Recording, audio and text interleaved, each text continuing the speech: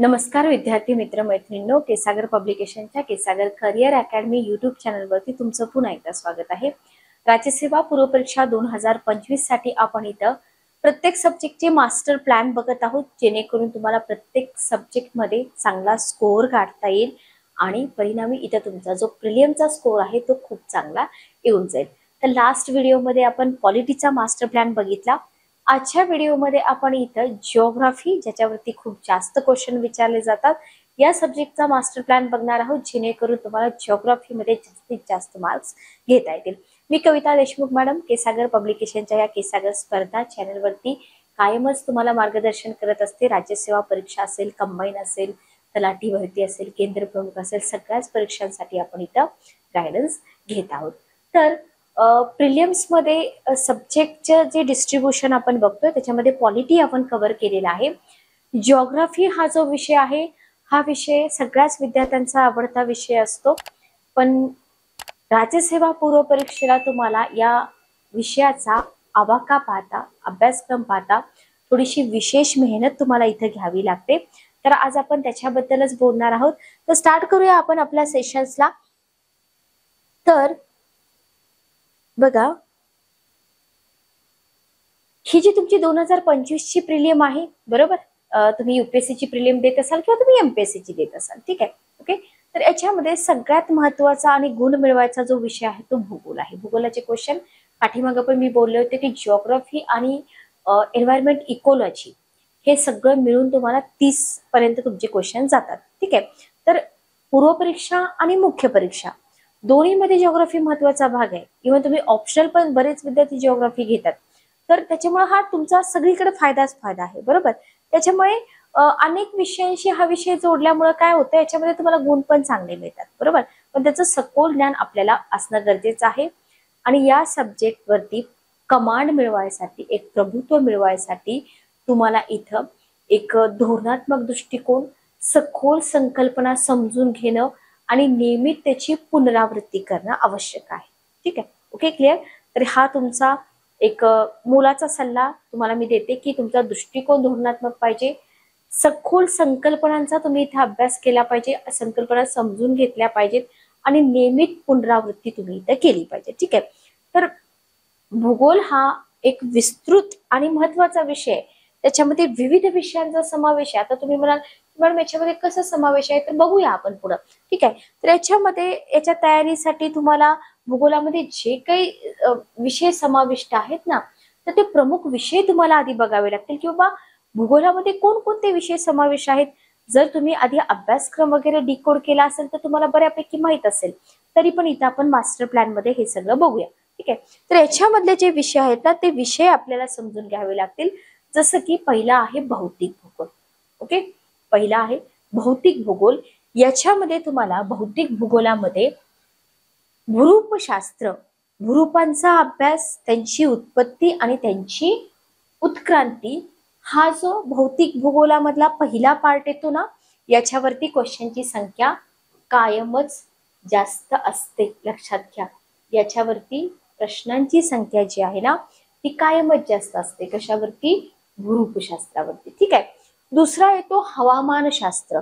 याच्यामध्ये हवामान पद्धती, हवामान घटना आणि हवामान वर्गीकरण यांचा अभ्यास आपल्याला करावा लागतो हवामानशास्त्रामध्ये, ठीक आहे। त्याच्यानंतर येतो समुद्रशास्त्र, ज्याला आपण ओशनोग्राफी म्हणतो। याच्यामध्ये महासागर, सागरी प्रवाह, जागतिक हवामानावरील त्यांच्या प्रभावाचा अभ्यास करावा लागतो, ठीक आहे। त्याच्यानंतर तो जैवभूगोल। जैवभूगोलामध्ये तुम्हाला जगभरातल्या वनस्पती, प्राणी, त्यांचं वितरण आणि त्यांच्यावर परिणाम करणारे जे घटक आहेत त्याचा अभ्यास करावा लागतो। नैसर्गिक आपत्तीमध्ये तुम्हाला भूकंप, ज्वालामुखी, त्सुनामी आणि त्यांचे मानवी जीवनावरील परिणाम। तर रिसेंट मध्ये कोणत्या देशामध्ये त्सुनामी आलेली आहे मला कमेंट करून सांगा, कारण आता तुम्हाला याच्यावरती क्वेश्चन बनवू शकतो करंट अफेअर्स मधून। तर भौतिक भूगोलामध्ये तुम्हाला भूरूपशास्त्र, हवामानशास्त्र, समुद्रशास्त्र, जैवभूगोल आणि नैसर्गिक आपत्ती हा सगळा भाग परीक्षेमध्ये विचारला जातो, ठीक आहे, ओके। नेक्स्ट आपण बघितलं तर नेक्स्ट आपल्याला परीक्षेमध्ये मानव भूगोलाचा पण भाग विचारला जातो, ओके। याच्यामध्ये तुम्हाला लोकसंख्या आणि वसाहती कायम क्वेश्चन असतात।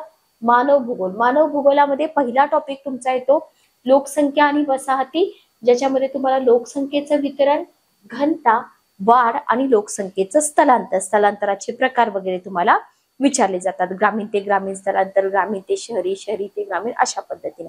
ओके.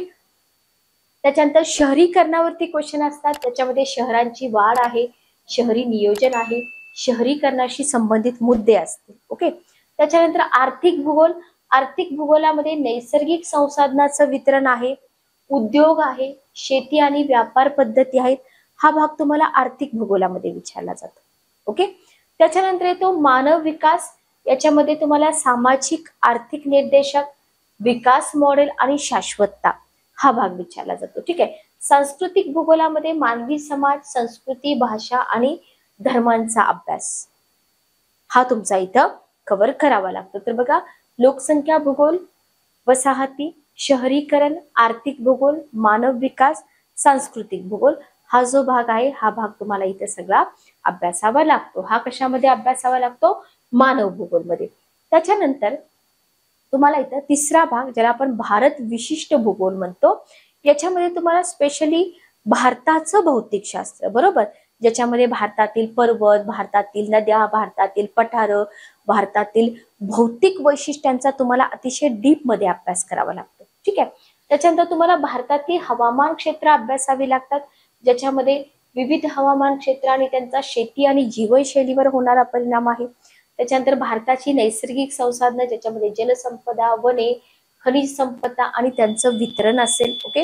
त्याच्यानंतर शेती आणि ग्रामीण विकास आहे, याच्यामध्ये तुम्हाला भारतातील शेतीमधील पीक पद्धती, त्याच्यानंतर सिंचन, ग्रामीण अर्थव्यवस्था हा भाग तुम्हाला भारत विशिष्ट भूगोलामध्ये अभ्यासावा लागेल. त्याच्यानंतर तुम्हाला भारत विशिष्ट भूगोलामध्ये पर्यावरणीय चिंता, स्पेशली तुम्हाला भारतातील जैवविविधता, भारतामधील जंगलतोड आणि प्रदूषणाच्या ज्या समस्या आहेत ना, त्याच्यावरती क्वेश्चन विचारले जातात. तर हा भारत विशिष्ट भूगोल आहे ना, याच्यावरती स्पेशली आपल्याला काम करावं लागतं आणि इथून आपल्याला जो अभ्यास आहे भारत विशिष्ट भूगोलाचा, तो आपल्याला कव्हर करावा लागतो. ठीक आहे. ओके.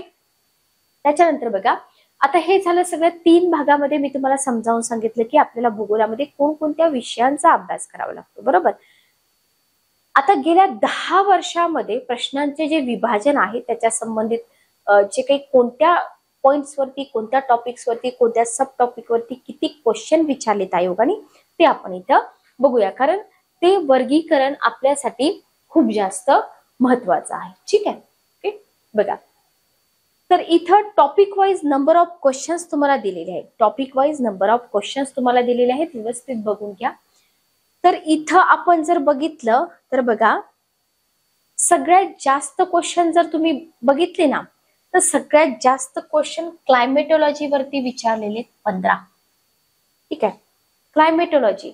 आता बरेच जण सांगतात की जिओमॉर्फोलॉजी वरती पण क्वेश्चन खूप जास्त विचारतात, बरोबर आहे. पण आपल्याला इथं भारताची भौतिक जे आपण बघितले ना वैशिष्ट्ये, तिथून क्वेश्चन जास्त विचारले जातात. जसं की इंडियन ड्रेनेज सिस्टीम आहे, इथून 15, बरोबर. त्याच्यानंतर इंडियन इकॉनॉमिक जिओग्राफी आहे, इथून तुम्हाला 10 क्वेश्चन, बरोबर. ओके. Average 10 question. ठीक आहे. त्याच्यानंतर जर तुम्ही बघितलं तर इथे तुम्हाला इंडियन फिजिओग्राफी बघा 11 क्वेश्चन, मॅप बेस्ड 11 क्वेश्चन आहेत, sorry, map based 11 question, oceanography 5 question, soil 2 question, त्याच्यानंतर वॉटर रिसोर्सेस एखादा question, world drainage system 4 question, world economic geography 4, bio geography 1, agriculture 8, अर्थ आणि सोलर सिस्टीम 3, जिओमॉर्फोलॉजी 5. तर इथे topic wise number of questions तुम्हाला दिलेले आहेत. तर अशा पद्धतीनं तुम्हाला क्वेश्चन्स विचारले जातात. ठीक आहे. मग आता इथं सांगण्याचा हेतू काय राहतो की बायोजिओग्राफीचा जो भाग आहे ना, तो थोडासा तुम्ही कमी फोकस केला तरी चालेल, पण इंडियन ड्रेनेज सिस्टीम तुम्ही फोकस केली पाहिजे, इंडियन इकॉनॉमिक जिओग्राफी तुम्ही फोकस केली पाहिजे, त्याच्यानंतर इंडियन फिजिओग्राफी तुम्ही फोकस केली पाहिजे, मॅप बेस्ड क्वेश्चनची तुम्ही प्रॅक्टिस केली पाहिजे, क्लायमेटोलॉजी मधल्या संकल्पना तुम्ही समजून घेतल्या पाहिजे, कारण त्याच्यावरती पण क्वेश्चनची संख्या जास्त असते. लक्षात आलं. ऍग्रिकल्चर मधून क्वेश्चन येतात, सॉइल टॉपिक मधून क्वेश्चन येतात, लक्षात आलं. त्याच्यानंतर तुम्हाला वर्ल्ड ड्रेनेज सिस्टीम पण अभ्यासावं लागते. जगाचा भूगोल जरी आपल्याला जास्त विचारत नसतील तरी सुद्धा क्वेश्चन येतात जगाच्या भूगोलावर. लक्षात आलं?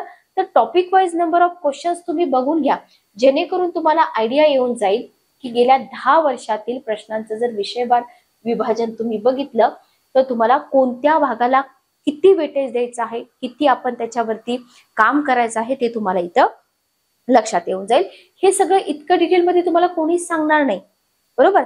फक्त सांगते जिओमॉर्फॉलॉजी आहे, ओशनोग्राफी आहे, क्लायमेटोलॉजी आहे. पण हे सगळं अशा पद्धतीने इतके क्वेश्चन विचारले जातात किंवा एखाद्या पार्ट वरती बायोजिओग्राफीवरती खूप कमी क्वेश्चन असतो, एखादा क्वेश्चन असतो आणि आपण त्याच्यावरच काम करतोय. आपण इंडियन ड्रेनेज सिस्टीम सोडतोय, आपण इकॉनॉमिक जिओग्राफी सोडतोय आणि आपण बायोजिओग्राफीला खूप जास्त टाइम देतो. काही फायदा आहे का नाही? तिथून एखादा क्वेश्चन तुम्हाला विचारला जातो. लक्षात आलं? तर हा जो भाग आहे हा प्रत्येक विद्यार्थ्याला समजून घेणं खूप जास्त महत्वाचं आहे. आता बघा, भूगोल विषयाची तुम्हाला तयारी करायची तर त्याच्यासाठी तुम्हाला सैद्धांतिक ज्ञान, व्यावहारिक अनुप्रयोग आणि सातत्यपूर्ण पुनरावृत्ती या सगळ्यांना एकत्रित केलं पाहिजे, तर तुमची तयारी प्रभावीपणे होईल, बरोबर. आता इथं जर बघितलं तर बिगिनर जे विद्यार्थी आहेत ना, बिगिनर विद्यार्थ्यांना सांगितलं जातं की 6वी पासून 12वी पर्यंतची एनसीईआरटीची पुस्तकं वाचा. 11वी 12वी भौतिक भूगोल जी काही पुस्तकं असतील ते वाचा, ठीक आहे. लक्षात घ्या, 6वी पासून 12वी पर्यंतची एनसीईआरटीची पुस्तकं हिंदी आणि इंग्रजीमध्ये आहे, बरोबर. सगळ्याच विद्यार्थ्यांना पॉसिबल नाही, पण सगळ्यांना सांगितलं जातं की स्टेट बोर्ड वाचा, एनसीईआरटी वाचा.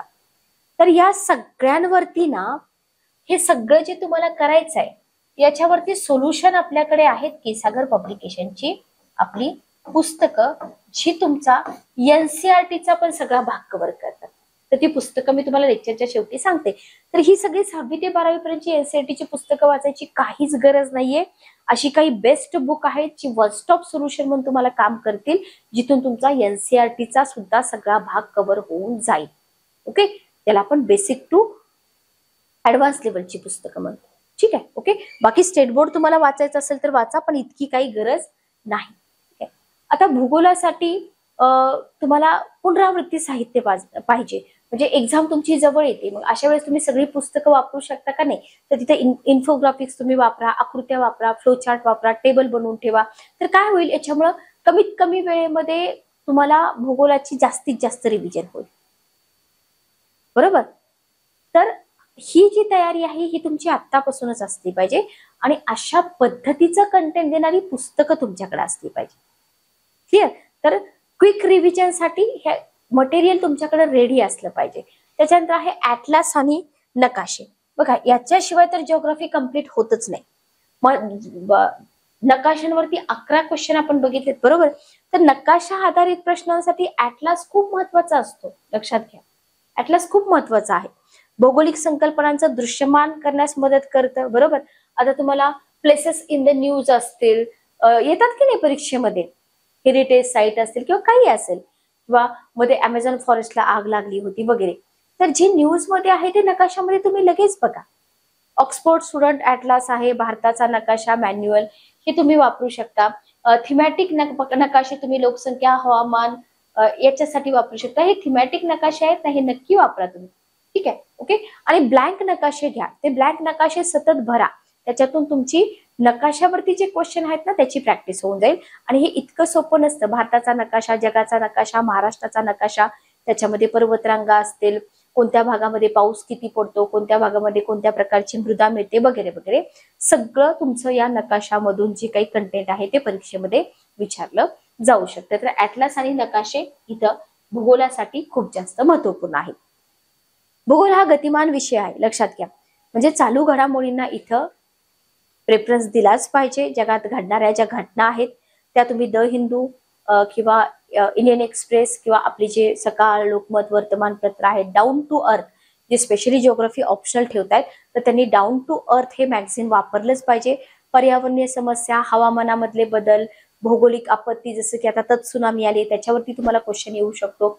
तर चालू घडामोडीचा जो भाग आहे तो भूगोल विषय गतिमान असल्यामुळे तुम्हाला तो भाग इथून करावाच लागतो. भले तुम्ही कोणत्याही न्यूजपेपर मधून करा, पण करावा लागतो, ठीक आहे. जिओग्राफीमध्ये मॅपिंगचं जे महत्व आहे ते खूप जास्त गरजेचं आहे. युपीएससी असू द्या किंवा एमपीएससी असू द्या, तर इथं तुम्हाला पूर्वपरीक्षेत सुद्धा मॅपिंग गरजेचं आहे. नकाशावरती तुमची मजबूत पकड असली पाहिजे. फक्त भौतिक भूगोलच नाही, लक्षात घ्या, तर इथं तुम्हाला देशांचं स्थान, प्रदेश, भौतिक वैशिष्ट्ये, त्यांचे परस्पर संबंध, ह्या ज्या संकल्पना आहेत ना, या सगळ्या संकल्पना समजून घेण्यासाठी तुम्हाला वारंवार नकाशे वापरावे लागतात. जसं की तुम्ही एल निनो आणि ला निना अभ्यासताय, बरोबर, कॉन्सेप्ट तुम्हाला समजून घ्यायचे, तुम्हाला नकाशा बघावा लागेल, बरोबर, पेरूचा किनारा कुठं आहे तुम्हाला बघावं लागेल. लक्षात आलं? म्हणून नकाशे खूप जास्त गरजेचे आहेत. आणि इथं तुम्हाला नकाशावरती कमांड मिळवायची असेल ना, तर तुम्हाला काय करावं लागेल? ॲटलासचा प्रभावीपणे वापर करावा लागेल. ठीक आहे. भारत आणि जगाच्या राजकीय भौतिक नकाशांचा सखोल अभ्यास तुम्हाला करावा लागेल. प्रमुख नद्या, पर्वतरांगा, शहरे किंवा देश असतील, या सगळी जी लोकेशन्स आहेत ना, ही लोकेशन बघणं, चिन्हांकित करणं, ते न्यूज मध्ये जोडण्याचा प्रयत्न करणं, हे सगळं तुम्हाला करावं लागेल. ओके. आणि सगळ्यात महत्वाचं म्हणजे प्रिव्हियस इयरला मॅप बेस्ड क्वेश्चन काय विचारले होते आयोगानं, हे तुम्ही इथं सोडवण्याचा प्रयत्न करा. याच्यामधून काय होईल? अचूकता येईल, बरोबर. आणि तुम्हाला इथं मोटिवेशन मिळेल की हा मॅपचा अभ्यास मी करतोय, तर खरंच मॅपवरती क्वेश्चन येतात. इथून एक मोटिवेशन मिळेल आणि आणखी जास्त तुम्ही मॅप रिडिंग करायला चालू कराल. तर मॅपिंगचं महत्व जे आहे ना, जिओग्राफीमध्ये खूप जास्त आहे. Okay, clear? आता हे सगळं झालं. थोडक्यात तुम्हाला मी सांगितलं जिओग्राफीचा मास्टर प्लॅन, जिओग्राफीमध्ये तुम्हाला काय करायचं आहे. राहिला फक्त प्रश्न सोर्सेसचा, ते आता आपण इथं बघूया, कारण ते जास्त महत्वाचं आहे. ठीक आहे. याच्यासाठी तुम्हाला जायचं आहे एमपीएससी सेक्शन मध्ये. एमपीएससी सेक्शन मध्ये जेव्हा तुम्ही जाल, तेव्हा तुम्ही जिओग्राफी सेक्शन मध्ये जावा. जिओग्राफीमध्ये जेव्हा तुम्ही जाल ना, तेव्हा बघा, मी सांगितलं होतं की जिओग्राफी अंतर्गत जे विषय आहेत ना, ते विषय तुम्हाला इथं विचारले जातात. जसं की भारताचा भूगोल. आता हे जे पुस्तक आहे डॉक्टर अनिरुद्ध सरांनी लिहिलेलं, हे तुमच्या प्रॅक्टिससाठी, कारण हे वस्तुनिष्ठ स्वरूपामध्ये आहे, हे पुस्तक तुम्ही वापरा. त्याच्यानंतर मी तुम्हाला सांगितलं होतं की आपल्याला इथं मॅपवरती क्वेश्चन विचारले जातात, तर तुम्ही जिओग्राफी थ्रू मॅप्स इंडिया, के सिद्धार्थ सरांचं हे पुस्तक वापरा. मॅपवरती किती पण डिफिकल्ट क्वेश्चन विचारू द्या, इंडियाच्या मॅपवरती याच्या बाहेर क्वेश्चन जातच नाही. ठीक आहे. त्याच्यानंतर समजा आपल्याला जगाच्या मॅप मधून क्वेश्चन विचारलाय, ओके, तर जिओग्राफी थ्रू मॅप्स वर्ल्ड हे पुस्तक वापरा सिद्धार्थ सरांचं. इथून तुम्हाला जगाचा नकाशा आणि तिथून ज्या काही गोष्टी विचारल्या जातात ते सगळं तुम्हाला मिळून जाईल.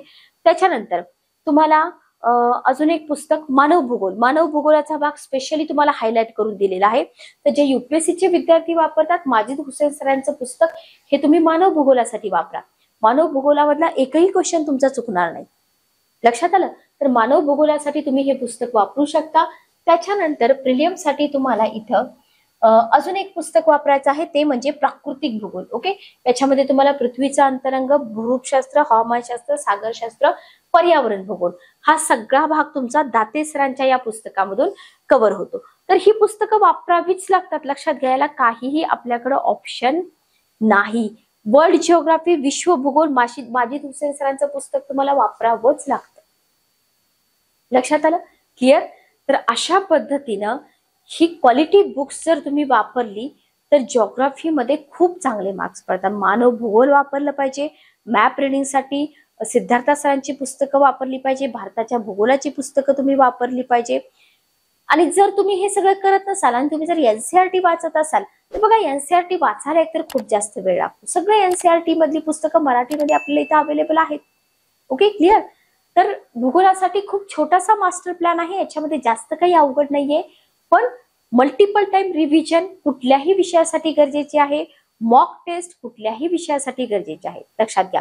पाठीमागे जसं मी पॉलिटीसाठी मॉक टेस्ट सांगितल्या होत्या, तसं जिओग्राफीसाठी पण तुम्ही टॉपिक वाईज मॉक टेस्ट द्या. त्याच्यानंतर फुल लेंथ सिलेबस वरती तुम्ही टेस्ट द्या, ज्याचा तुम्हाला एक्झाम मध्ये खूप जास्त फायदा होईल. ओके, तर जिओग्राफीमध्ये जास्तीत जास्त मार्क मिळवण्यासाठी ही जी पुस्तकं मी सजेस्ट केली, ती पुस्तकं तुम्ही नक्की वापरा. आपलं जे हे सेशन आहे, हे सेशन तुम्हाला कसं वाटलं कमेंट करून मला नक्की सांगा. भेटूया नेक्स्ट सेशन मध्ये. Good day, take care.